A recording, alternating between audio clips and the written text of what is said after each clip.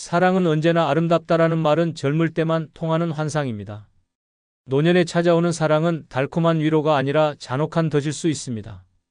설레는 감정보다 더 빨리 다가오는 건 상대의 병, 돈, 가족 문제이며 결국 내 남은 삶을 송두리째 흔드는 파괴력이 됩니다. 한순간의 외로움 때문에 선택한 사랑이 돌봄의 족쇄가 되고 재산을 빼앗아가며 자식과의 관계마저 무너뜨립니다. 노년의 사랑은 눈부신 낭만이 아니라 피를 말리는 전쟁입니다. 끝까지 보셔야 합니다. 당신이 놓치면 안 되는 충격적 진실이 지금부터 펼쳐집니다. 구독, 좋아요, 알림 설정 누르시면 시작하겠습니다. 노년의 이성을 사랑하면 안 되는 첫 번째 이유는 사랑은 순간이고 그 실패의 여파는 죽기 전까지 미치기 때문입니다.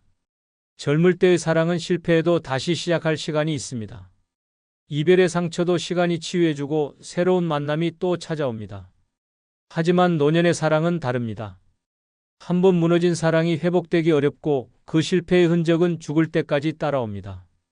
그 순간의 선택이 내 마지막 삶을 흔들어버리고 남은 날들을 지옥 같은 후회로 채워버립니다. 달콤했던 감정은 짧고 강렬했지만 그 끝은 씻을 수 없는 상처와 고통으로 이어집니다. 노년의 사랑이 특히 위험한 이유는 인생의 마지막 구간이기 때문입니다. 남은 시간은 길지 않고 재산도 제한되어 있으며 건강도 예전 같지 않습니다. 그런데 잘못된 만남 하나가 그 모든 것을 무너뜨립니다. 감정의 불씨는 금세 타올랐다 꺼지지만 그제는 평생의 짐으로 남습니다. 집을 빼앗기고 자식과 갈라지고 친구들에게 외면당하고 건강마저 잃게 되는 일들이 실제로 벌어집니다. 사랑의 실패는 단순한 감정의 문제가 아니라 인생 전체를 흔드는 파괴력 있는 사건이 됩니다. 결국 남는 건 황량한 방 안에서의 후회와 왜 그때 그 사랑을 택했을까라는 절망뿐입니다. 실제 사례는 이 진실을 더욱 선명하게 보여줍니다. 경기도 부천에 사는 조경수 씨는 아내와 사별한 뒤 외로움에 이끌려 한 여성을 만났습니다. 처음엔 함께 식사하고 병원 동행해주는 따뜻한 시간이 행복했습니다.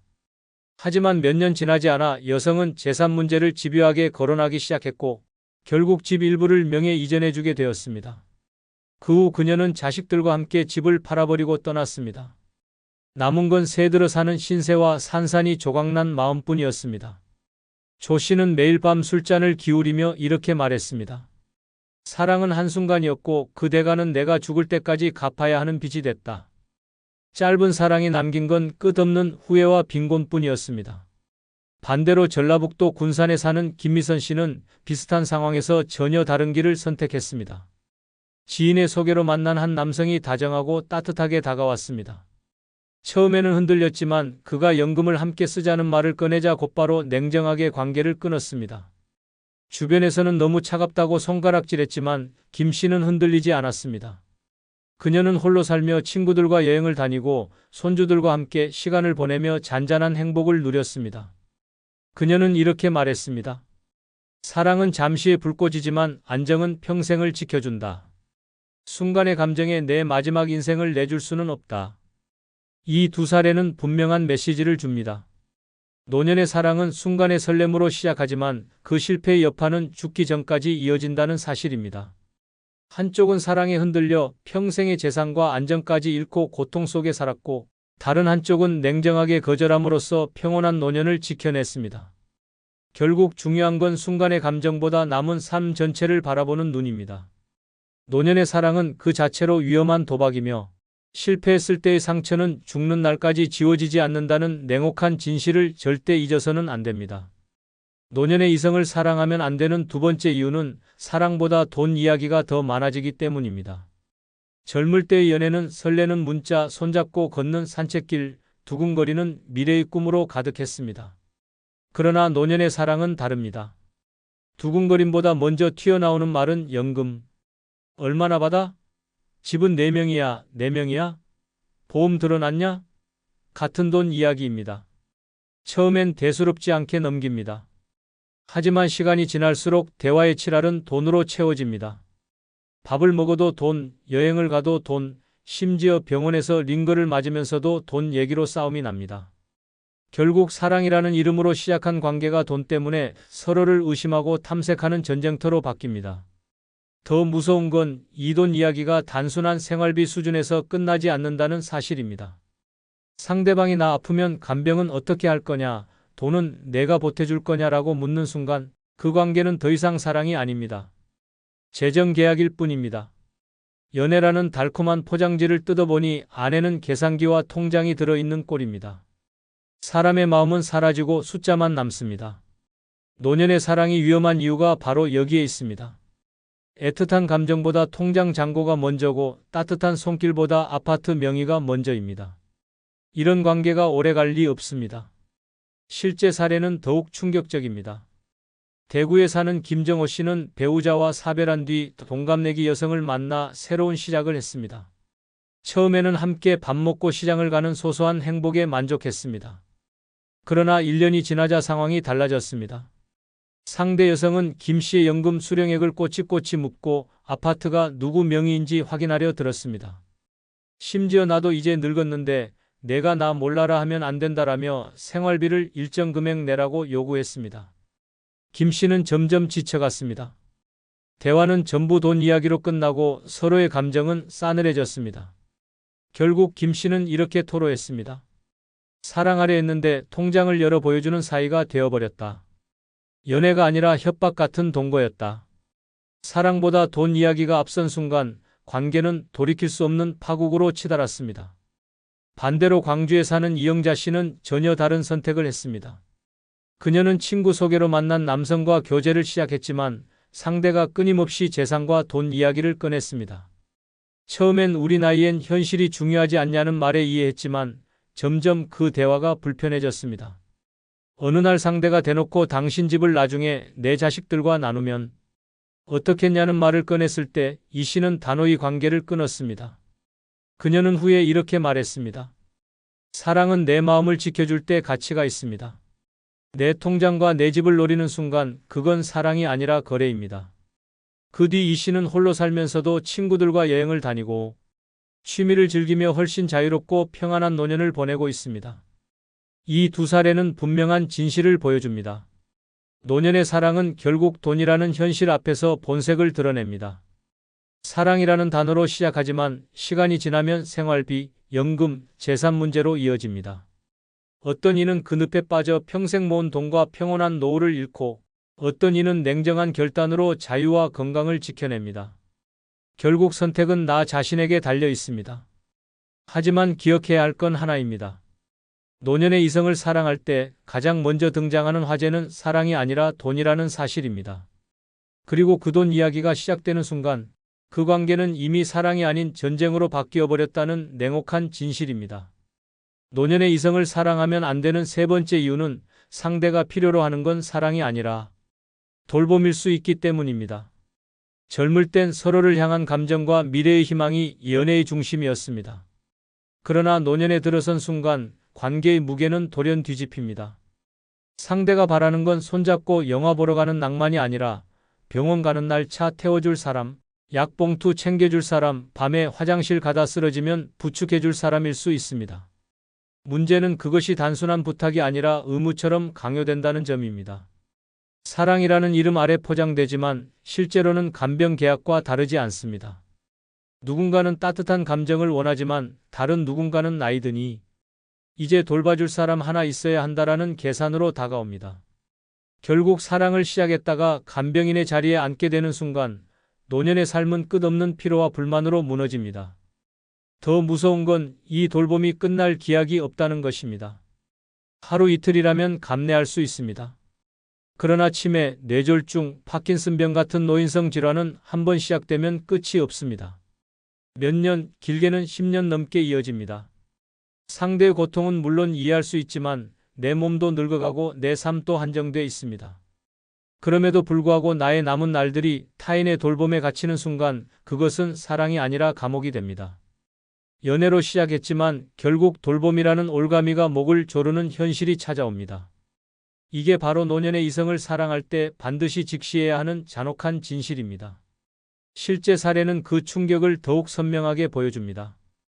부산에 사는 박성태 씨는 배우자와 사별한 뒤 외로움을 달래고자 지인을 통해 한 여성을 만났습니다. 처음엔 정이 쌓이고 서로 병원도 동행하며 따뜻한 관계라 생각했습니다.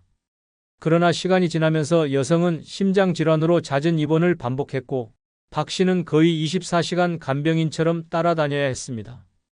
밥 먹을 때도 잠잘 때도 마음을 놓을 수 없었습니다. 병원비와 교통비는 물론 시간과 체력까지 다 빨려 들어갔습니다. 결국 박 씨는 이렇게 한탄했습니다. 사랑한다고 시작했는데 내 인생은 간병으로 끝나버렸다. 이제는 사랑이 아니라 고통이었다. 애정으로 시작된 관계가 돌봄의 짐으로 변해버린 비극적인 결말이었습니다. 반대로 대전의 윤미정 씨는 전혀 다른 결단을 내렸습니다. 교회 모임에서 만난 남성이 호감을 보였지만 그가 점점 자신의 지병과 생활 불편을 강조하며 누군가 옆에서 챙겨주지 않으면 안 된다라는 말을 자주 꺼냈습니다. 윤 씨는 그 순간 깨달았습니다. 상대가 바라는 건 함께 웃는 파트너가 아니라 사실상 간병인이라는 걸. 결국 윤 씨는 냉정하게 관계를 정리했습니다. 주변에서는 너무 매정하다고 손가락질했지만 그녀는 후회하지 않았습니다. 이후 윤 씨는 혼자 사는 대신 친구들과 여행을 다니고 문화 모임에 참여하며 건강을 지켜냈습니다. 그녀는 말했습니다. 사랑은 나눔이어야지 짐이 되어서는 안 됩니다. 돌봄이 필요한 사람은 가족에게 맡기는 게 맞습니다. 내 노년은 내 자유를 위해 쓰겠습니다. 이 두 사례는 노년의 사랑이 얼마나 극명하게 갈릴 수 있는지를 보여줍니다. 한쪽은 사랑이 돌봄으로 변질되면서 인생이 무너졌고 다른 한쪽은 냉정한 결단으로 삶의 자유를 지켜냈습니다. 결국 중요한 건 상대가 나를 진정으로 사랑하는지 아니면 단순히 돌봐줄 사람을 찾는 건지를 냉정하게 구분하는 눈입니다. 노년의 이성을 사랑한다는 건 달콤한 감정만이 아니라 언제든 간병의 굴레로 빠질 수 있다는 잔혹한 현실을 직시해야 하는 일입니다. 사랑이라는 이름의 환상 속에 갇혀 내 노년 전체를 돌봄의 지옥으로 바꾸지 않으려면 반드시 이 진실을 기억해야 합니다. 노년의 이성을 사랑하면 안 되는 네 번째 이유는 내 재산이 위협받기 때문입니다. 젊을 때의 연애는 마음과 감정이 우선이었습니다. 하지만 노년의 연애는 다릅니다. 상대방의 눈빛 뒤에는 통장 잔고, 집 문서, 연금 수령액이 숨어 있을 수 있습니다. 사랑이라는 달콤한 단어로 다가와도 결국 노린 것은 내 재산일 수 있습니다. 문제는 이 사실을 뒤늦게 깨달았을 때는 이미 돌이킬 수 없다는 겁니다. 오랜 세월 피땀 흘려 모은 집 한 채, 한 푼 두 푼 모은 노후. 자금이 하루아침에 사라지는 순간 사랑은 재앙으로 바뀝니다. 노년의 사랑이 무서운 이유는 바로 재산이라는 현실적인 무기가 얽히기 때문입니다. 재산은 나의 노후 생명줄입니다. 하지만 이성을 만나면 우리 함께 살면 이 집은 어떻게 하지? 내 연금은 나눠 쓸 수 있지? 같은 질문이 자연스럽게 튀어나옵니다. 처음에는 별것 아닌 대화처럼 들립니다. 하지만 시간이 흐르면서 그 말이 요구가 되고 요구가 강요가 됩니다. 나도 모르게 집 문서에 도장을 찍게 되고 통장에서 빠져나가는 돈이 늘어납니다. 결국 사랑은 추억이 아니라 내 재산을 노린 함정이 됩니다. 더 치명적인 건 재산이 한번 넘어가면 돌려받기 어렵다는 점입니다. 결혼으로 이어지면 법적 권리까지 얽히고 동거만 해도 금전 거래 흔적이 남습니다. 주변에선 나이 들어 무슨 사랑이냐, 그냥 서로 의지하는 거지라며 가볍게 넘기지만 그 가벼움이 내 재산을 송두리째 흔드는 도화선이 됩니다. 결국 남는 건 무너진 재정과 씻을 수 없는 후회뿐입니다. 실제 사례는 이보다 더 충격적입니다. 서울에 사는 정용환 씨는 아내와 사별한 뒤 외로움을 달래고자 한 여성을 만나 교제를 시작했습니다. 처음엔 자주 밥을 사주고 소소한 선물도 주었습니다. 하지만 몇 달 지나지 않아 그녀는 집 문제를 언급하기 시작했습니다. 우리 같이 살면 집을 내 이름으로 조금만 바꿔주면 안 돼? 라는 말이 반복되더니 결국 정 씨는 동거 조건으로 집 일부를 명예 변경해줬습니다. 그러나 2년이 지나자 그녀는 집을 담보로 대출을 받고 사라졌습니다. 남은 건 은행 독촉장과 빚뿐이었습니다. 정 씨는 이렇게 고백했습니다. 사랑인 줄 알았는데 결국 내 재산이 목적이었다. 평생 모은 집 한 채가 눈앞에서 사라졌다. 사랑이라는 달콤한 속삭임이 인생 최대의 배신으로 변한 순간이었습니다. 반대로 전주에 사는 이화자 씨는 정반대의 길을 택했습니다. 남편과 사별한 뒤 만난 한 남성은 그녀의 연금과 저축에 관심을 보였습니다. 그는 끊임없이 우리 같이 살면 내 연금으로 생활은 문제없겠다라며 노골적으로 금전 문제를 이야기했습니다. 처음엔 현실적이라 그렇겠지라고 생각했지만 점점 그의 말 속에 사랑보다 돈이 먼저라는 걸 깨달았습니다. 결국 이 씨는 관계를 정리했습니다. 이후 그는 홀로 지내면서도 자신의 재산을 지켜냈고 친구들과 모임을 가지며 삶의 활력을 되찾았습니다. 그녀는 주변에 이렇게 말했습니다. 내 돈은 내 마지막 안전망이다. 그걸 지켜야 진짜 자유롭게 살 수 있다. 사랑보다 중요한 건 내 노후의 안전이다. 노년의 이성을 사랑하면 안 되는 5번째 이유는 상대방의 가족 문제에 휘말릴 수 있기 때문입니다. 젊을 때 연애는 두 사람의 이야기로 끝났습니다. 하지만 노년의 연애는 다릅니다. 상대방이 혼자가 아닙니다. 그의 자식, 사위, 며느리, 손주까지 그림자처럼 따라옵니다. 문제는 그들이 단순히 배경이 아니라 직접적으로 내 삶을 흔드는 존재가 된다는 사실입니다. 처음엔 따뜻하게 인사하던 가족들이 시간이 지나면 날카로운 눈빛으로 바뀝니다. 우리 아버지 돈 건드리려는 거 아니냐? 엄마 집은 우리 몫인데 왜 저 사람하고 살려고 하냐라는 말이 오가며 사랑은 순식간에 의심과 분쟁으로 변질됩니다. 내가 원했던 건 따뜻한 동반자였지만 현실은 낯선 가족들의 공격 속에 서 있는 피곤한 전쟁이 됩니다. 더 무서운 건 이 갈등이 단순한 말다툼에서 끝나지 않는다는 점입니다. 자식들은 재산을 두고 싸움을 벌이고 손주는 상속 문제로 등을 돌리고 심지어 법적 다툼으로 번지기도 합니다. 결국 내 이름은 불청객이 되고 아무 잘못이 없어도 돈 때문에 접근한 사람이라는 낙인이 찍힙니다. 상대방의 가족 문제에 끌려 들어가는 순간 사랑은 더 이상 따뜻한 위로가 아니라 끝없는 고통의 시작이 됩니다. 실제 사례는 더 충격적입니다. 인천에 사는 이재만 씨는 아내와 사별한 뒤 한 여성을 만나 동거를 시작했습니다. 두 사람은 서로 외로움을 달래며 평온한 시간을 보내고 싶었습니다. 하지만 문제가 터진 건 상대 여성의 아들이었습니다. 그는 대놓고 엄마 집은 제 몫입니다. 왜 남자가 얹혀 삽니까? 라며 폭언을 퍼부었습니다. 결국 이 씨는 집안 모임 때마다 눈치를 받아야 했고 나중엔 경찰까지 불려갔습니다. 단순한 사랑이었는데 어느새 그는 재산을 노리는 사람으로 몰렸습니다.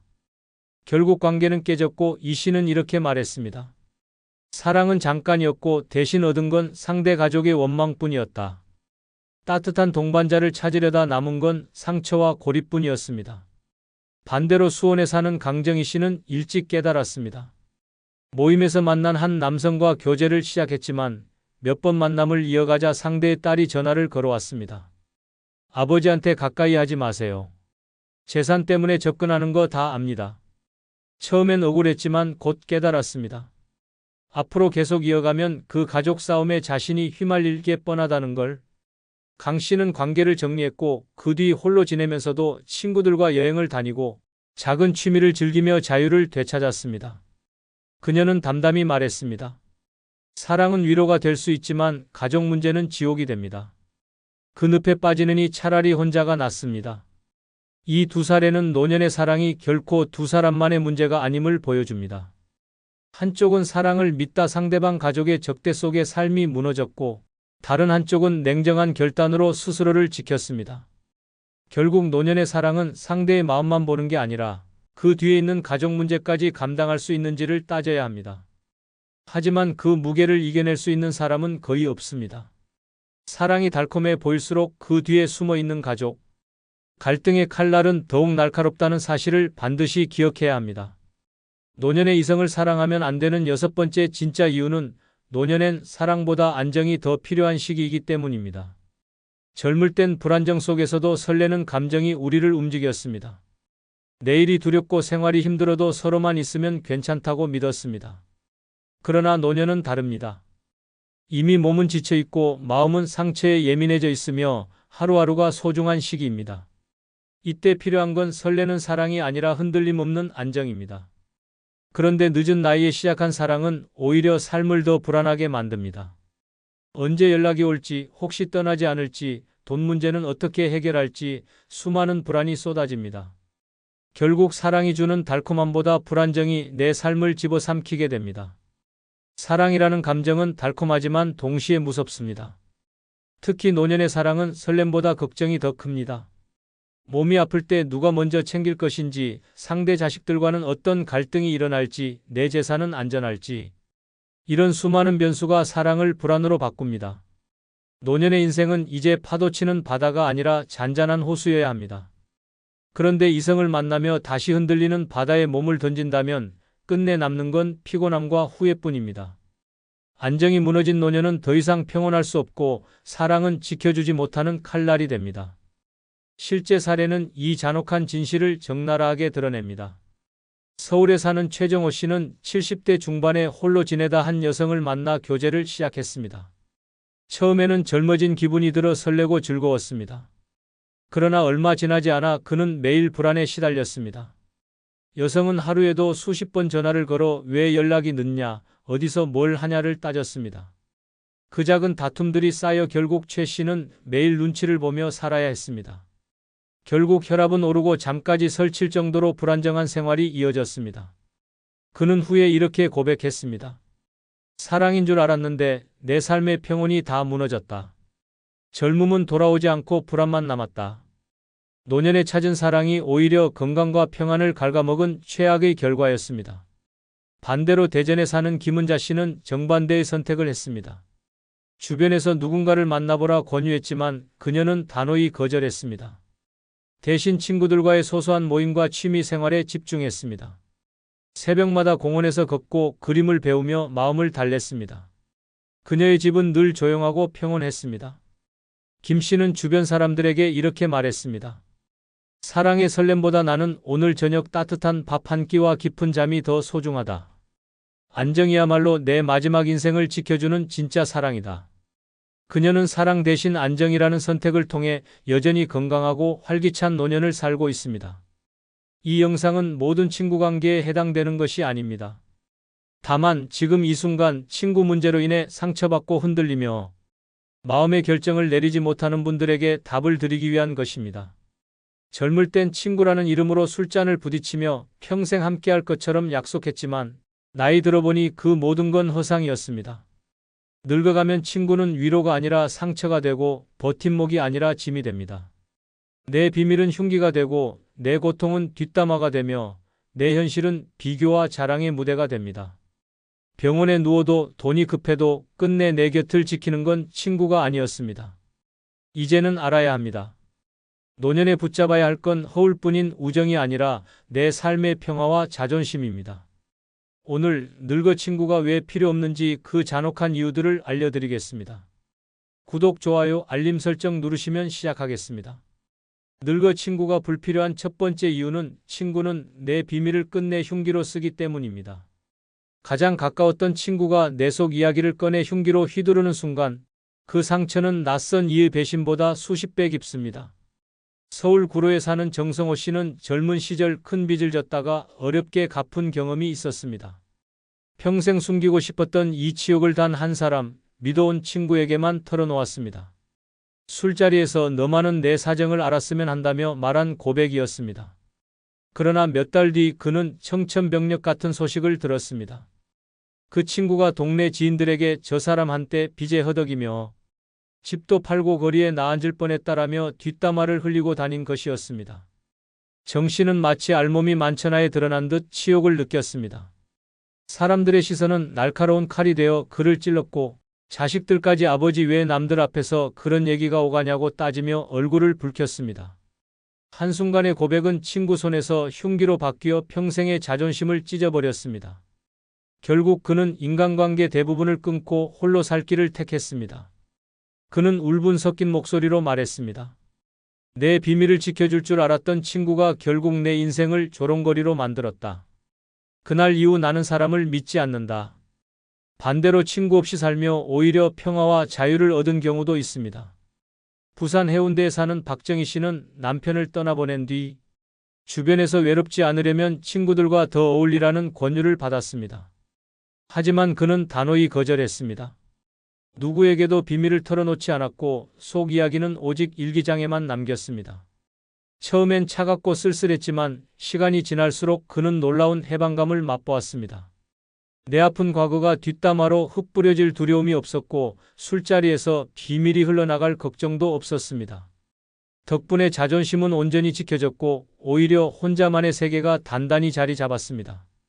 새벽에 해변을 산책하며 파도 소리를 듣고 시장에서 스스로 해산물을 사와 요리하며 한 끼를 즐기는 생활은 그에게 진정한 자유였습니다. 그는 환하게 웃으며 말했습니다. 내 이야기를 아무도 모른다는 게 이렇게 편할 줄 몰랐다. 내 비밀은 오직 나만의 것이니까 내 마음도 무너지지 않는다. 친구가 무섭다는 건 바로 이 지점입니다. 젊었을 땐 밤새 술잔 기울이며 서로의 비밀을 나누는 게 우정이라 여겼습니다. 하지만 늙어서는 그 비밀이 독이 되어 돌아옵니다. 친구가 입을 여는 순간 내 과거는 동네의 흉담이 되고 내 상처는 사람들의 웃음거리가 됩니다. 나를 위로해 줄 줄 알았던 친구의 혀는 결국 나를 조롱하는 칼날로 변합니다. 반대로 혼자 사는 사람은 다릅니다. 고통스러운 과거를 흘리지 않기에 누가 비밀을 무기처럼 쓰는 일도 없습니다. 내 아픔을 나만 알고 지니며 살아가니 자존심이 무너지지 않고 삶이 더 단단해집니다. 늙어 친구가 불필요한 이유는 명확합니다. 그들은 내 아픈 이야기를 끝내 흉기로 바꿔버립니다. 내 비밀을 무기로 쥔 친구는 결국 가장 잔혹한 적이 됩니다. 그리고 내 약점을 은근히 파고듭니다. 그래서 내 약점과 비밀은 아무에게도 털어놓지 않고 고요 속에 혼자 사는 편이 100번은 낫습니다. 친구의 혀끝에 무너지는 삶은 지옥이고 나만의 침묵 속에 지켜낸 자존심은 천국입니다. 이것이 늙어 친구가 필요 없는 가장 충격적이고 냉혹한 이유입니다. 늙어 친구가 불필요한 두 번째 이유는 결국 친구는 나보다 자신을 먼저 챙기기 때문입니다. 평생을 의지했던 친구에게서 배신을 당하는 순간은 가슴을 찢는 칼날처럼 깊고 날카롭게 남습니다. 경기도 안양에 사는 김영호 씨는 젊은 시절부터 40년 넘게 붙어 다닌 친구에게 5천만 원을 빌려주었습니다. 이유는 단순했습니다. 친구가 자식 결혼 비용이 급하다며 마지막으로 도와달라고 애원했기 때문입니다. 오랜 세월 쌓인 믿음과 정 때문에 그는 주저없이 통장을 털어 돈을 건넸습니다. 병원에 입원할 만큼 건강이 악화된 상황에서도 그는 친구가 최소한의 도리를 할 거라 믿었습니다. 하지만 돌아온 건 전화 한 통 끊긴 연락과 독촉장뿐이었습니다. 수십 년을 함께한 정은 하루아침에 돈 앞에서 무너졌고 영호 씨의 마음에는 죽는 날까지 믿은 건 친구였는데 결국 나만 바보였다는 피 맺힌 한탄이 남았습니다. 늙어갈수록 이런 배신은 더 잔인합니다. 친구란 이름으로 다가와도 결국 내 병, 내 고통, 내 궁핍보다는 자기 배를 먼저 챙기는 게 현실이었습니다. 아플 때 병실에 찾아와 줄 줄 알았던 친구는 사라지고 정작 곁에 남은 건 비수 같은 외면뿐이었습니다. 반대로 친구를 멀리하고 혼자 사는 삶을 선택했음에도 오히려 행복을 얻은 경우도 있습니다. 강원도 춘천에 사는 박명자 씨는 남편이 세상을 떠난 뒤 주변에서 친구들과 자주 어울려야 한다는 권유를 받았지만 단호히 거절했습니다. 대신 그는 스스로의 일과를 만들었습니다. 매일 새벽 호숫가를 산책하며 하루를 시작하고 오후에는 책을 읽거나 손수 요리를 해 먹으며 시간을 채웠습니다. 처음엔 외로움이 몰려왔지만 시간이 흐르자 마음이 한없이 가벼워졌습니다. 모임 비용에 허덕일 일도 없고 뒷담화나 비교 속에서 상처받을 일도 없었습니다. 그 절약된 돈으로 손주들에게 용돈을 챙겨줄 수 있었고 가끔은 혼자 여행을 떠나며 자유를 만끽했습니다. 기차를 타고 바닷가에 가서 하룻밤 찜질방에서 묵고 이튿날 일출을 바라보며 혼자 웃던 순간을 그는 인생 최고의 자유라고 말했습니다. 친구가 없어도 나는 내 시간과 내 평화를 가진다. 그것이 진짜 행복이다. 늙어 친구가 필요 없다는 진실은 바로 여기에 있습니다. 젊을 땐 의리와 정으로 얽혀있는 듯 보이지만 시간이 지나고 상황이 달라지면 남는 건 배신과 실망이 훨씬 더 많습니다. 밥값 한 번 나눌 때조차 돈을 먼저 계산하는 건 나였고 힘들어 손을 내밀면 외면하는 건 친구였습니다. 반대로 친구 없이 혼자 사는 사람은 오히려 여유와 평온을 누리며 살았습니다. 내가 쓴 돈과 시간이 모두 내 행복으로 돌아왔고 나만의 생활이 오롯이 지켜졌습니다. 결국 나이 들어 지켜야 할 것은 사람의 얼굴이 아니라 내 삶의 균형과 자존심입니다. 친구에게 의지하며 상처받고 무너지는 삶은 지옥이고 혼자서도 당당히 내 시간을 누리는 삶은 천국입니다. 결국 늙어 친구는 불필요합니다. 그들은 결국 자신을 먼저 챙기며 내 인생의 짐만 더할 뿐입니다. 차라리 혼자의 자유가 더 값지고 혼자의 평화가 더 단단합니다. 배신으로 가슴이 도려내듯 후회하는 삶을 살기보다는 홀로 누리는 자유와 고요 속에서 웃을 수 있는 삶이야말로 진짜 노년의 축복입니다. 이것이 늙어 친구가 필요 없는 가장 충격적이고 냉혹한 이유입니다. 늙어 친구가 불필요한 세 번째 이유는 결국 내가 힘들 땐 친구보다 가족이 먼저이기 때문입니다. 평생을 친구라 믿었던 사람에게 손을 내밀었을 때 돌아온 건 싸늘한 외면이었습니다. 대구에 사는 김동수 씨는 은퇴 후 작은 사업을 시작했다가 크게 실패했습니다. 1억 가까운 빚을 떠안고 집마저 경매에 넘어갈 위기에 몰리자 그는 젊은 시절 술잔을 부딪히며 형제보다 가깝다던 친구들에게 도움을 청했습니다. 그러나 돌아온 답은 냉혹했습니다. 미안하다, 나도 여유가 없다라는 말뿐이었습니다. 그 말 뒤에는 연락 두절이라는 배신이 기다리고 있었습니다. 정작 그가 쓰러져 병원에 실려갔을 때 병실을 지킨 건 피 한 방울 안 섞였어도 함께 웃고 울던 친구가 아니라 끝내 곁을 지켜준 가족뿐이었습니다. 친구는 그 순간 그림자처럼 사라졌고 가족이 유일한 생명줄이었습니다. 김 씨는 눈물을 흘리며 중얼거렸습니다. 결국 내 곁에 남은 건 친구가 아니라 가족이었다. 이 절망적인 경험은 노년의 친구를 믿는다는 것이 얼마나 위험한 착각인지 보여줍니다. 반대로 애초부터 친구를 의지하지 않고 가족과 함께만 삶을 꾸리며 오히려 행복을 누린 경우도 있습니다. 전남 순천에 사는 박은희 씨는 남편과 사별한 뒤 많은 이들이 친구들과 모임을 나가라고 권했지만 그는 단호히 거절했습니다. 대신 자식들과의 시간을 더 소중히 여기고 작은 텃밭을 가꾸며 손주들과 함께 시간을 보냈습니다. 어느 날 큰 병원에서 정밀검사를 받아야 할 상황이 생겼을 때 그는 혹시나 싶어 연락할 친구도 없었습니다.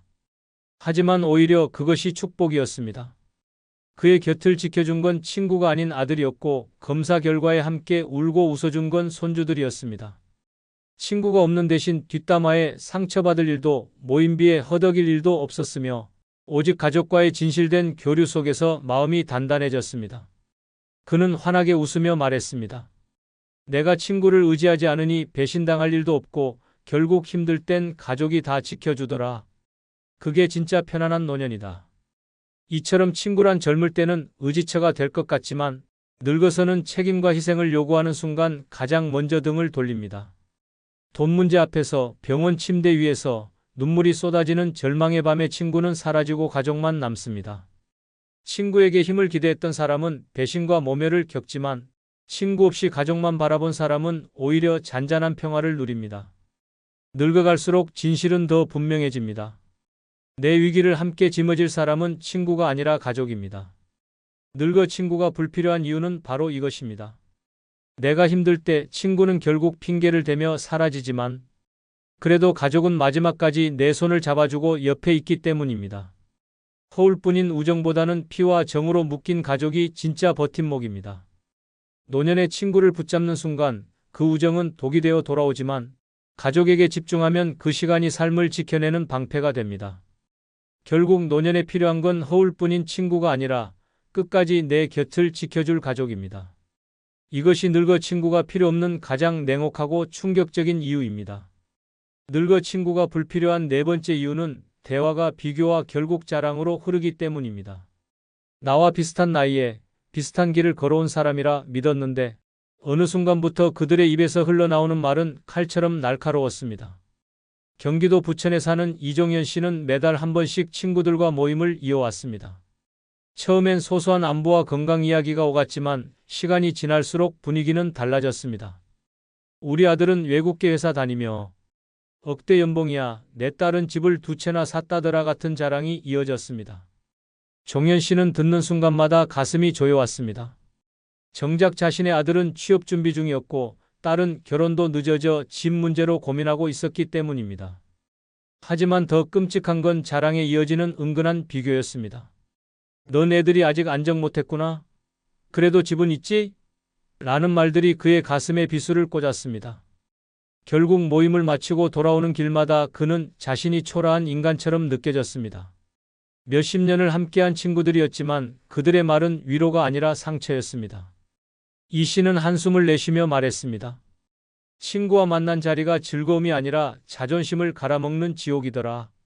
반대로 아예 친구 모임을 끊고 혼자의 삶을 택했음에도 오히려 웃음을 되찾은 사례도 있습니다. 충남 공주에 사는 최영자 씨는 남편을 먼저 떠나보내고 친구들과 종종 만나며 외로움을 달래려 했습니다. 하지만 그 자리에서 들려오는 건 늘 자식 자랑과 생활 자랑뿐이었습니다. 경제적으로 넉넉하지 않은 그녀는 모임에 갈수록 위축되고 집에 돌아와 눈물로 밤을 지새웠습니다. 결국 그녀는 용기를 내어 모든 모임을 끊고 혼자만의 생활을 시작했습니다. 대신 그는 작은 텃밭을 가꾸고 동네 도서관에서 책을 읽으며 시간을 보냈습니다. 어느 날 시장에서 손수 키운 채소를 팔아받은 몇만 원으로 스스로를 위해 예쁜 옷 한 벌을 샀을 때 그는 깨달았습니다. 내가 초라한 게 아니라 남과 비교하며 스스로를 무너뜨리고 있었구나. 친구 없이 살자 오히려 자존심은 단단해졌고 마음의 평화는 다시 돌아왔습니다.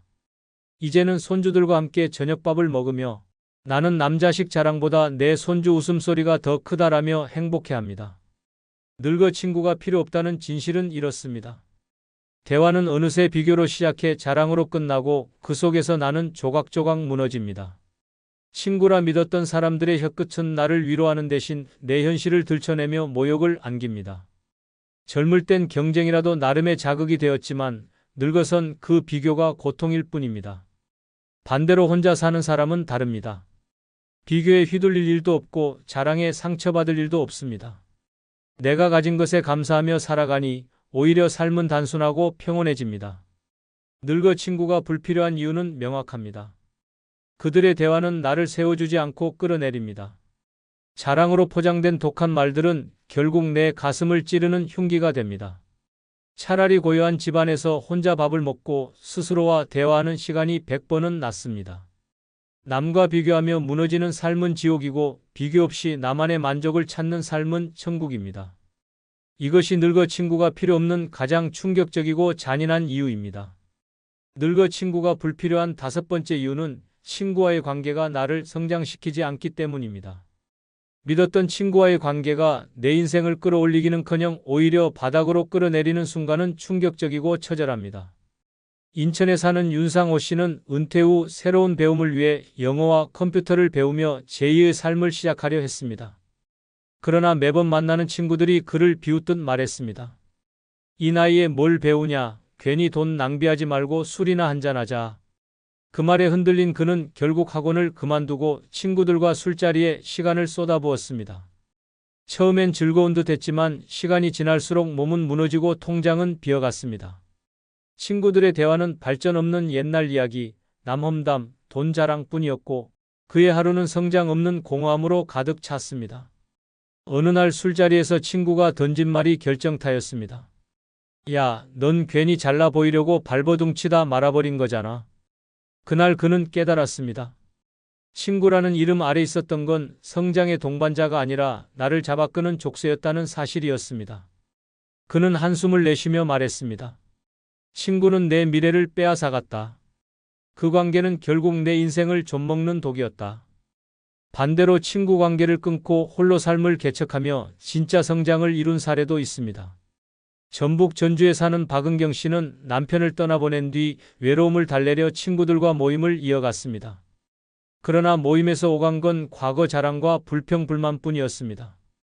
그 자리는 그녀에게 아무 의미 없는 시간 낭비였고 돌아올 때마다 허무와 피곤만 남았습니다. 결국 그녀는 모든 모임을 단호히 끊고 스스로를 위해 시간을 쓰기로 결심했습니다. 작은 꽃꽂이 강좌에 등록하고 남는 시간엔 글을 쓰며 자아를 찾아갔습니다. 처음엔 낯설고 어색했지만 시간이 흐르자 그녀의 삶은 놀라울 만큼 달라졌습니다. 손수 만든 꽃다발을 집안 곳곳에 두며 웃음이 늘었고 그녀가 쓴 짧은 글은 지역 잡지에 실리기까지 했습니다. 손주들이 와서 할머니, 글 멋있다라고 말했을 때 느낀 자부심은 그 어떤 친구와의 모임에서도 얻을 수 없던 성장이었습니다. 그녀는 말했습니다. 친구들과의 끝없는 잡담보다 나 자신에게 투자한 시간이 내 삶을 다시 살아나게 했다. 노년의 친구가 필요 없다는 진실은 여기에 있습니다. 그들의 대화는 나를 자극하지 않고 새로운 길을 열어주지도 않습니다. 오히려 변화하려는 마음을 비웃고 나를 과거에 묶어두며 성장을 방해하는 벽이 됩니다. 반대로 혼자 사는 사람은 다릅니다. 누구의 눈치도 보지 않고 자기 자신에게 집중하며 삶을 새롭게 쌓아 올립니다. 책 한 권, 여행 한 번, 작은 취미 하나가 인생을 다시 빛나게 하고 그 성장은 자존감을 단단하게 지켜냅니다. 늙어 친구는 내 시간을 빼앗고 내 의지를 꺾으며 내 인생을 성장이 아닌 정체의 늪으로 끌어갑니다. 차라리 홀로 걸어도 새로운 것을 배우고 나를 키우는 길이 100번은 낫습니다. 성장 없는 삶은 살아있는 무덤이고 혼자여도 발전을 이루는 삶은 진짜 천국입니다. 이것이 늙어 친구가 필요 없는 가장 충격적이고 냉혹한 이유입니다. 늙어 친구가 불필요한 6번째 이유는 늙어가며 서로의 우선순위가 달라지기 때문입니다. 젊을 때는 매일 붙어 다니며 같은 꿈을 꾸던 친구도 나이 들어서는 전혀 다른 길을 걷게 됩니다. 경기 광명에 사는 조남수 씨는 은퇴 후 친구들과 다시 자주 만나며 젊은 날의 정을 이어가고 싶었습니다. 하지만 그 모임은 이미 변해 있었습니다. 친구들은 하나같이 우리 손주는 이번에 해외 유학 갔다. 나는 아파트를 리모델링하느라 돈이 바쁘다라며 자신의 우선순위에 매달려 있었습니다.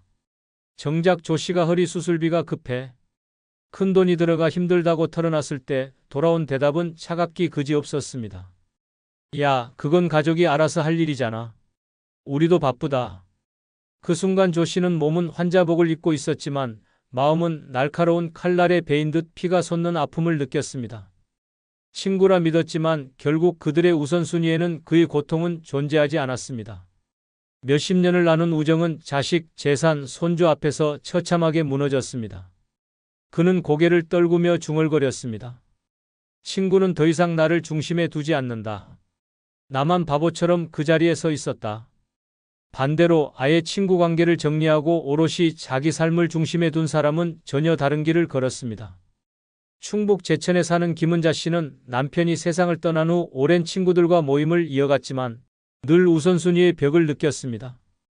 친구들은 손주 돌보기에 바쁘다며 약속을 잊고 모임에서도 자식 자랑에만 열을 올렸습니다. 그녀의 이야기를 들어줄 사람은 아무도 없었습니다. 그래서 어느 날 김 씨는 결심했습니다. 이제는 내 삶의 우선순위에 나를 올려놓겠다. 그 후 그는 모든 모임을 끊고 혼자만의 시간을 살았습니다. 작은 원예교실에 등록해 꽃과 식물을 가꾸며 하루를 보냈습니다. 꽃이 피고 지는 과정을 보며 오히려 자신의 삶이 다시 살아나는 기분을 느꼈습니다. 손주 대신 화분을 돌보며 행복을 찾았고 자식 자랑 대신 자기 자신을 위한 기록장을 채웠습니다. 어느 날 혼자 여행을 떠나 바닷가에서 찍은 사진을 앨범에 붙이며 그녀는 말했습니다. 내 삶의 우선순위는 이제 내가 됐다. 그래서 나는 행복하다. 늙어 친구가 필요 없다는 진실은 이렇습니다. 젊을 땐 우정이 가장 큰 가치였지만 늙어서는 자식, 손주, 돈, 건강 등 각자의 우선순위가 완전히 갈라집니다. 그 속에서 나는 더 이상 중심이 아니고 오히려 주변으로 밀려납니다. 친구에게 기대는 순간 내일은 내 가족이 하라는 싸늘한 벽에 부딪힐 뿐입니다. 하지만 친구 없는 사람은 다릅니다. 애초에 타인의 우선순위를 바라보며 상처받을 일이 없고 오직 자신의 삶에만 집중합니다. 나의 기쁨, 나의 건강, 나의 여유가 가장 앞자리에 있으니 삶이 훨씬 단단하고 평온해집니다. 늙어 친구와 서로의 우선순위가 달라지는 순간 그 관계는 더 이상 나를 지켜주지 못합니다. 오히려 기대할수록 상처만 깊어집니다. 차라리 혼자의 길을 가며 나를 최우선으로 두는 것이 100번은 낫습니다. 늙어 우선순위에서 밀려난 삶은 지옥이고 내 삶의 중심을 나로 두는 순간 비로소 천국이 됩니다. 이것이 늙어 친구가 필요 없는 가장 충격적이고 냉혹한 이유입니다. 죽을 때까지 체면 붙들다 결국 무너지는 노인들이 있습니다. 자식에게 목매다 버림받고 친구 따라 모임에 억지로 끼다 돈 잃고 마음까지 찢기며 내일의 불안에 시달리다 오늘을 잃어버린 채 고독사로 발견되는 현실이 있습니다. 노년을 지옥으로 만드는 건 병이 아니라 끝없는 집착과 어세, 그리고 스스로 만든 걱정입니다. 그러나 이 악몽에서 벗어나는 길은 분명합니다. 늙어서 마음 편히 사는 단순하지만 강력한 6가지 방법, 오늘 그 진실을 알려드리겠습니다. 구독, 좋아요, 알림 설정 누르시면 시작하겠습니다. 늙어 스트레스 없이 사는 첫 번째 방법은 내일을 미리 걱정하지 않는 지혜를 갖는 것입니다. 그러나 이 단순한 지혜를 외면한 채 스스로 인생을 지옥으로 만든 사람들이 있습니다. 서울의 한 노인은 잠들기 전마다 전기요금 고지서를 붙잡고 떨었습니다. 다음 달엔 더 오르면 어떡하지? 약값은 또 어떻게 내지? 걱정은 끝이 없었고 결국 잠을 이루지 못해 새벽마다 술에 의지했습니다. 신경은 곤두서 있었고 사소한 일에도 폭발해 가족과의 관계도 무너졌습니다. 아직 오지 않은 내일의 공포가 오늘의 행복을 갉아먹은 것입니다. 반대로 전남의 한 할머니는 달랐습니다. 하루하루의 밥상을 차리며 오늘 따뜻한 국 한 그릇 먹었으니 됐다라고 스스로를 다독였습니다. 내일 병이 올까, 돈이 모자랄까 걱정하기보다 지금 살아있음에 감사했습니다. 그 덕분에 얼굴에는 늘 미소가 남았고 주위 사람들도 그녀 곁에 머물고 싶어 했습니다. 똑같이 노인이었지만 내일을 두려워한 이는 스스로 감옥에 갇혔고 오늘을 산 이는 평화 속의 자유를 얻었습니다. 노년의 가장 위험한 덫은 아직 오지도 않은 내일을 끊임없이 상상하며 벌벌 떠는 것입니다.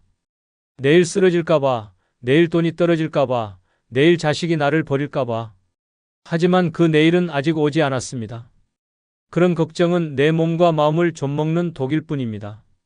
불면증, 우울증, 고혈압, 심장병까지 대부분의 병이 이 끝없는 걱정에서 비롯됩니다. 사람들은 흔히 병이 몸을 죽인다고 말하지만 실상은 병보다 더 먼저 사람을 망가뜨리는 것이 바로 걱정입니다. 실제로 대구의 한 할아버지는 내일 집세를 못 내면 쫓겨날지 모른다는 걱정에 시달리다 결국 뇌졸중으로 쓰러졌습니다. 아이러니하게도 그 다음 달 집주인은 집세를 올리지 않았고 쫓겨날 일도 없었습니다. 하지만 걱정은 이미 그의 몸을 파괴한 뒤였습니다. 반대로 충청도의 한 노인은 전혀 달랐습니다. 연금이 크지 않아도 매일 아침 창밖을 보며 오늘 하루를 버틸 힘이 있으면 됐다라고 말했습니다. 그런 여유 속에서 작은 텃밭을 가꾸고 국밥 한 그릇을 맛있게 먹는 순간의 행복을 느꼈습니다. 그의 삶은 크지 않았지만 누구보다 풍요로웠습니다. 걱정은 돌이킬 수 없는 착각을 낳습니다. 내일 망하면 어쩌지라는 상상 때문에 도전하지 못하고 내일 병들면 어쩌지라는 두려움 때문에 오늘의 즐거움도 누리지 못합니다. 그러나 냉정히 말하면 내일은 아무도 모릅니다. 내일은 오지 않을 수도 있습니다. 그럼에도 걱정하며 내일을 준비하다가 정작 오늘의 웃음을 놓치는 순간 그 인생은 이미 절반이 죽은 것이나 다름없습니다. 노후의 삶에서 진짜 지혜는 오늘을 사는 힘입니다. 내일을 준비하지 말라는 게 아닙니다. 다만 내일을 걱정하며 오늘을 희생하지 말라는 겁니다. 내일은 준비하면 되는 것이지 두려워할 이유가 없습니다. 전기요금 고지서, 약값, 생활비. 그것들이 두려움이 아니라 내가 아직 살아있다는 증거라고 받아들이는 순간 인생은 달라집니다. 노년의 가장 큰 재앙은 가난도 병도 아닙니다. 아직 오지 않은 내일을 끌어와 오늘을 파괴하는 어리석음입니다. 그러니 이제는 스스로에게 말해야 합니다. 내일은 내일의 태양이 뜬다. 나는 오늘을 산다. 늙어 스트레스 없이 사는 가장 확실한 방법은 내일을 미리 걱정하지 않는 지혜입니다. 그 지혜만이 남은 인생을 평화롭게 만드는 유일한 길입니다. 늙어 스트레스 없이 사는 두 번째 방법은 가급적 자식 일에 개입하지 않는 것입니다. 하지만 대부분의 부모는 이 단순한 사실을 외면합니다. 자식이 잘못된 길로 가지 않도록 혹은 더 나은 길을 걷도록 돕겠다는 착각에 빠져 끝내는 지옥 같은 상황을 맞이합니다. 서울에 사는 한 아버지는 아들의 결혼 문제에 끝까지 간섭했습니다. 배우자가 마음에 들지 않는다며 노골적으로 반대했고 집 문제까지 자신이 결정하려 했습니다. 결국 며느리와의 갈등이 폭발했고 아들은 부모와 연락을 끊었습니다. 한순간에 의절이 된 것입니다. 자식의 행복을 지켜주려 했던 손길이 칼날이 되어 돌아온 비극입니다. 반대로 대구의 한 어머니는 전혀 다른 선택을 했습니다. 자식 부부가 집을 팔든 사업을 하든 일절 묻지도 간섭하지 않았습니다. 처음엔 무심하다며 섭섭해하던 자식들도 시간이 흐르자 오히려 편안함을 느꼈고 지금은 주말마다 먼저 찾아와 밥을 같이 먹으며 웃습니다. 무심함이 독이 아니라 그리움과 존중으로 되돌아온 사례입니다. 노인의 가장 큰 착각은 내가 나서야 자식이 잘 된다는 헛된 믿음입니다. 하지만 현실은 반대입니다. 부모의 한마디 충고는 잔소리로 들리고 도움은 간섭이 되며 결국은 원망으로 변합니다. 특히 돈 문제가 얽히면 치명적입니다. 결혼 자금, 전세 자금, 손주 양육비까지 나서다 보면 어느새 내 노후 자금은 바닥납니다.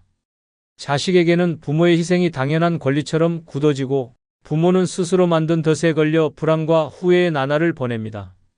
더 무서운 건 그렇게 퍼주고 간섭해도 자식이 감사하지 않는다는 사실입니다. 오히려 왜 내 인생에 끼어드냐며 차갑게 돌아섭니다. 결국 남는 건 돈 잃고 자식 잃은 허망한 노후뿐입니다. 부산의 한 아버지는 아들이 운영하던 가게가 망했을 때 단 한마디도 하지 않았습니다. 빚이 얼마냐고 묻지도 않았고 다시 시작할 수 있겠냐고 캐묻지도 않았습니다. 그저 밥상을 차려주며 밥 먹고 다시 해라 한마디만 했습니다. 그 한마디가 아들에게는 가장 큰 힘이 됐습니다. 아들은 스스로 다시 일어나 사업을 재개했고 지금은 오히려 아버지에게 존경을 보냅니다. 만약 그때 돈을 빌려주며 경영에 간섭했다면 두 사람의 관계는 이미 남남이 되었을지도 모릅니다. 이처럼 자식의 문제에 침묵하는 용기는 무심함이 아니라 가장 큰 지혜입니다. 노년에 가장 끔찍한 건 외로움이 아니라 자식과 틀어져 남은 세월을 후회 속에 사는 일입니다. 부모가 지나친 간섭으로 자식을 떠나보내고 결국 자신은 불안과 분노에 시달립니다. 하지만 자식의 삶은 자식의 몫입니다. 실패든 성공이든 스스로 짊어져야 합니다. 부모가 대신 살아줄 수는 없습니다. 그런데도 끝까지 손을 놓지 않으려 하면 자식은 자유를 빼앗겼다 느끼고 부모는 미움의 대상이 됩니다. 그 끝은 파국입니다. 이제는 무대에서 내려와야 합니다. 당신의 인생은 아직 끝나지 않았습니다. 밥 한 끼를 먹어도 내 입에 맛있는 것을 올리고 하루를 살아도 내 기분이 편한 선택을 해야 합니다. 자식의 문제를 보며 눈을 감을 줄 아는 용기, 그 무심함이 오히려 자식에게는 존중으로 돌아옵니다. 그리고 부모에게는 평화로 돌아옵니다. 결국 늙어 스트레스 없이 사는 방법은 자식의 인생을 대신 짊어지려는 욕심을 내려놓는 것입니다. 그것이야말로 남은 생을 가장 평온하게 만드는 비밀입니다. 늙어 스트레스 없이 사는 세 번째 방법은 억지로 만남을 만들지 않는 것입니다. 그러나 어떤 이는 이 단순한 사실을 외면하다가 인생을 지옥으로 만들었습니다. 인천에 사는 한 노인은 친구와의 관계를 끊기지 않으려고 무리해서 모임에 나갔습니다. 몸이 아파도 약을 먹고 술자리에 앉았고 돈이 부족해도 회비를 내느라 연금을 까먹었습니다. 결국 남은 건 건강을 잃고 친구들에게 무시당하며 통장 잔액이 영원이 된 쓸쓸한 노후였습니다. 겉으론 친구와 어울린다며 웃었지만 속으로는 피눈물이 흘렀습니다. 반대로 대전의 한 할머니는 정반대의 길을 택했습니다. 모임에서 불필요한 눈치와 비교에 지쳐 과감히 발길을 끊었습니다. 그리고 자신이 진짜 좋아하는 독서 모임과 작은 여행 동아리만 남겼습니다. 사람 수는 줄었지만 삶은 훨씬 가벼워졌고 오히려 평온이 찾아왔습니다.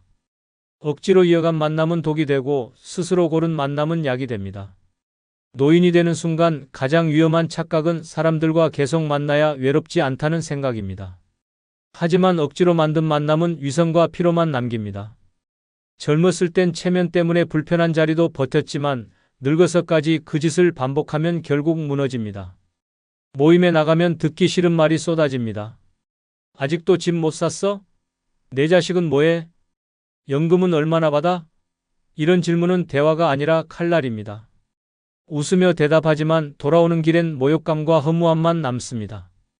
집에 들어와 소파에 주저앉아 내가 왜 그 자리에 갔을까 자책합니다. 그 한 번의 만남이 며칠 동안 마음을 갉아먹습니다. 결국 만남이 외로움을 달래기는커녕 외로움보다 더 큰 상처를 줍니다. 억지로 사람을 붙잡으려는 습관은 돈과 건강까지 파괴합니다. 술값, 회비, 선물비, 교통비까지 빠져나가며 생활은 점점 궁핍해집니다. 거기에다 건강까지 흔들립니다. 몸이 지쳐도 모임에 나갔다가 감기 하나로 병원 신세를 지고 술자리에서 무리하다 병을 키우는 경우도 허다합니다. 하지만 모임을 끊지 못하는 이유는 단 하나입니다. 혼자 남을까 두렵다는 공포입니다. 그러나 진실은 정반대입니다. 억지로 모인 사람들 사이에서도 결국은 혼자입니다. 진짜로 마음을 나눌 사람이 없으니 그 자리는 오히려 고립을 더 심화시키는 감옥이 됩니다. 광주의 한 노인은 억지로 모임에 끌려다니던 시절 늘 술과 담배로 위로를 받았습니다. 하지만 모임이 끝나면 남는 건 고혈압 약과 공허함뿐이었습니다. 결국 건강은 무너지고 경제적 부담은 쌓였습니다. 반대로 그가 용기를 내어 모든 모임을 끊어낸 순간 삶이 달라졌습니다. 매일 새벽 공원을 산책하고 집 근처 도서관에서 책을 빌려 읽으며 조용히 커피 한 잔을 즐겼습니다. 아무도 강요하지 않는 시간 속에서 그는 비로소 살아있다는 행복을 느꼈습니다. 사람의 숫자가 아니라 마음의 평화가 인생을 지탱하는 힘이라는 사실을 깨달은 것입니다. 노년의 가장 큰 스트레스는 외로움이 아니라 불필요한 만남입니다. 억지로 웃고 억지로 맞장구 치며 억지로 자리를 채우는 만남이야말로 영혼을 파괴합니다. 이제는 선택해야 합니다. 내 마음을 편하게 하는 만남만 남기고 피곤한 만남은 잘라내야 합니다. 연락이 끊긴 사람은 그냥 끊어두십시오. 억지로 이어붙이지 않아도 됩니다. 당신의 시간은 남은 게 아니라 줄어드는 중입니다. 그 소중한 시간을 피곤한 만남에 낭비할 이유가 없습니다. 늙어 스트레스 없이 사는 가장 확실한 방법은 억지로 만남을 만들지 않는 것입니다. 혼자가 두려운 게 아니라 잘못된 만남이야말로 진짜 두려운 적이라는 사실을 잊지 마십시오. 늙어 스트레스 없이 사는 네 번째 방법은 남에게 돈 빌려주지 않는 단호함을 갖는 것입니다. 그런데 이 단순한 원칙을 지키지 못한 노인들의 인생은 순식간에 파멸로 향했습니다. 부산에 사는 한 노인은 오랜 친구의 간절한 부탁에 속아 퇴직금을 내줬습니다. 한 달만 쓰고 갚겠다는 약속은 2달, 3달을 넘기더니 끝내 연락이 끊겼습니다.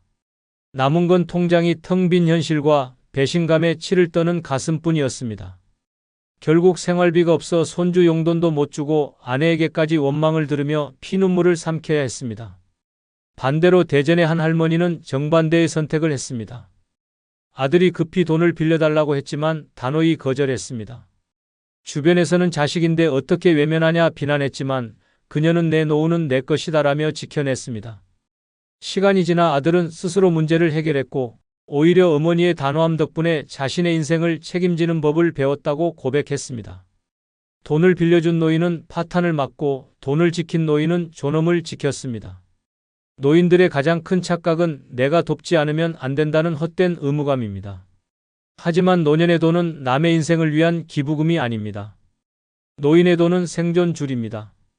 의료비, 약값, 생활비까지 모든 것이 돈으로 버텨야 하는 나이에 한 번의 잘못된 선택이 노년 전체를 무너뜨립니다. 가족이라도 예외가 아닙니다. 자식에게 빌려준 돈이 돌아오는 경우는 극히 드뭅니다. 빌려준 순간 도움이 아니라 당연한 권리가 되어버립니다. 감사 대신 요구가 늘어나고 결국 부모는 지갑만 열다 남는 게 없는 노후를 맞습니다.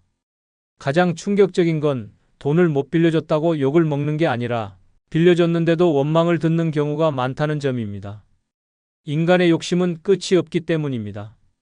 서울의 한 할아버지는 평생 모은 퇴직금을 사위의 사업 자금으로 내줬습니다. 처음엔 감사하다고 고개를 숙이던 사위가 사업이 실패하자 돌연 태도를 바꿨습니다. 장인이 투자한 거 아니었습니까? 라며 책임을 떠넘겼습니다. 돈도 잃고 가족관계도 산산조각난 그는 결국 혼자가 되었습니다. 반대로 광주의 한 노인은 친구의 빚 보증을 부탁받았지만 딱 잘라 거절했습니다. 친구는 섭섭하다며 떠났지만 시간이 지나 그의 선택이 옳았음이 드러났습니다. 보증을 서준 다른 지인들은 모두 집을 잃고 신용불량자가 되었기 때문입니다. 그는 그때 말했다고 합니다. 인간관계는 다시 만들 수 있어도 노후 자금은 다시 못 만든다. 억지로 빌려준 돈은 돌려받지 못합니다. 빌려간 사람은 절박한 순간이었을지 몰라도 갚을 능력이 있었다면 애초에 빌리러 오지도 않았을 것입니다. 더 무서운 건 돈이 오가면서 관계의 본 모습이 드러난다는 점입니다. 평생 친구라 믿었던 사람도 돈 앞에서 돌변합니다. 가까운 가족조차 돈 문제 앞에선 남보다 더 잔인해집니다. 그래서 노인의 돈은 철저히 지켜야 합니다. 남에게 빌려주지 않는 단호함은 인색함이 아니라 자기 방어입니다. 노년의 가장 비참한 순간은 돈이 없어서 아픈 몸을 치료하지 못하고 돈이 없어서 하루 세 끼를 걱정해야 하는 상황입니다.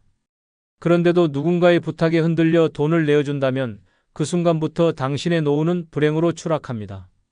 이제는 거절할 용기를 가져야 합니다. 미안하지만 나도 여유가 없다. 이 한마디가 당신을 지켜줍니다. 늙어 스트레스 없이 사는 가장 확실한 방법은 남에게 돈 빌려주지 않는 단호함입니다. 그 단호함이야말로 남은 생을 지옥이 아니라 평화로 지키는 마지막 무기입니다. 늙어 스트레스 없이 사는 다섯 번째 방법은 과거를 원망하지 않고 용서하는 것입니다. 그러나 어떤 이는 이 단순한 진실을 외면하다가 삶의 마지막 순간까지 지옥을 살았습니다. 경기도의 한 노인은 젊은 시절 자신을 배신했던 동생을 끝내 용서하지 못했습니다. 상속 문제로 크게 싸운 뒤 수십 년을 원망 속에 살았고 동생이 세상을 떠난 뒤에도 그 분노는 사라지지 않았습니다. 새벽마다 혼잣말처럼 그놈만 아니었으면 내 인생이 달라졌을 텐데 중얼거렸습니다. 결국 그는 병원 침대 위에서도 복수심과 후회에 짓눌린 채 눈을 감았습니다. 반대로 전남의 한 할머니는 전혀 다른 길을 선택했습니다. 남편이 외도로 젊은 시절 평생을 눈물로 보냈지만 어느 날 스스로 말했다고 합니다. 이제 그 고통은 놓아주겠다. 남은 인생은 내 거다. 그 순간부터 그녀의 얼굴은 달라졌습니다. 분노 대신 평화가 찾아왔고 지금은 자식들과 웃으며 여행을 다니는 노년을 살고 있습니다. 똑같은 상처였지만 용서한 이는 자유를 얻었고 원망한 이는 지옥을 살다 갔습니다. 노년의 가장 무서운 감옥은 과거에 매여 사는 것입니다. 젊을 땐 분노와 복수가 에너지였을지 모릅니다. 그러나 늙어서도 원망을 붙잡고 살면 그 독이 온몸을 갉아먹습니다. 미움은 혈압을 올리고 잠을 빼앗고 결국 병으로 이어집니다. 매일 과거의 상처를 떠올리며 이를 갈다 보면 오늘의 행복은 눈앞에서 사라집니다. 문제는 원망하는 대상은 이미 내 곁에 없다는 사실입니다. 떠나버린 가족, 멀어진 친구, 이미 죽은 사람에게 여전히 매달려 자신을 태우는 겁니다. 원망은 상대를 벌주는 게 아니라 나를 파괴하는 칼날일 뿐입니다. 실제로 서울의 한 할아버지는 젊은 시절 사업 파트너에게 사기당한 일을 평생 잊지 못했습니다. 매일 술에 의지하며 그놈만 생각하면 분해서 잠이 안 온다고 중얼거렸습니다. 결국 간경화로 쓰러졌고 남은 세월은 병상에서 원망을 곱씹으며 보냈습니다. 누구를 벌하지도 못한 채 자기만 무너져 내린 것입니다. 반대로 강릉의 한 할머니는 비슷한 경험을 했습니다. 가까운 친척에게 집을 빼앗기듯 넘어가며 평생 모은 재산을 잃었지만 눈물로 몇 달을 보내고 나서 결심했습니다. 이제 그 집은 잊자. 잃은 건 돈이지만 남은 건 내 삶이다. 그녀는 작게 월세방을 얻어 화분을 가꾸며 살기 시작했습니다. 놀랍게도 주변 사람들은 그녀의 미소에서 오히려 존엄을 느꼈고 자식들은 오히려 그 굳센 모습에 더 많이 찾아왔습니다. 원망은 사람을 고립시킵니다. 누군가에게 받은 상처를 붙들고 사는 순간 모든 대화는 그 이야기로 귀결됩니다. 주변 사람들은 피곤해져 하나둘 떠나고 결국 혼자가 됩니다. 남은 건 자신을 갉아먹는 독한 기억뿐입니다. 그러나 용서는 관계를 회복시키지 않더라도 내 마음을 해방시킵니다. 용서한다고 해서 상대가 잘한 일이 되는 게 아닙니다. 단지 내가 그 상처에서 벗어나 자유로워지는 것입니다. 노년에 필요한 건 더 이상 싸움이 아닙니다. 마음의 짐을 덜어내는 일입니다. 원망을 품은 채 천장을 바라보며 한숨 쉬는 밤은 이제 끝내야 합니다. 과거를 놓아야 오늘이 열립니다. 미워하던 사람을 떠올릴 때 더 이상 가슴이 뛰지 않는 순간이 찾아와야 비로소 노년의 평화가 시작됩니다. 늙어 스트레스 없이 사는 가장 확실한 방법은 과거를 원망하지 않고 용서하는 것입니다. 그 용서가 바로 자신을 살리는 마지막 선물입니다. 늙어 스트레스 없이 사는 여섯 번째 방법은 거칠애를 버리고 속 편히 사는 것입니다. 그런데 이 단순한 진실을 거부한 채 체면과 어세에 매달리다 인생을 망친 노인들이 있습니다. 서울의 한 노인은 동창 모임에서 초라해 보이기 싫다며 퇴직 후에도 비싼 양복을 맞추고 외제차를 렌트해 타고 나갔습니다. 겉으로는 당당했지만 실제로는 생활비가 없어 라면으로 끼니를 때우며 살았습니다. 결국 빚 독촉 전화가 하루에도 수십 번씩 울려댔고 친구들에게조차 손가락질을 당했습니다. 반대로 전북의 한 할머니는 과감히 체면을 버렸습니다.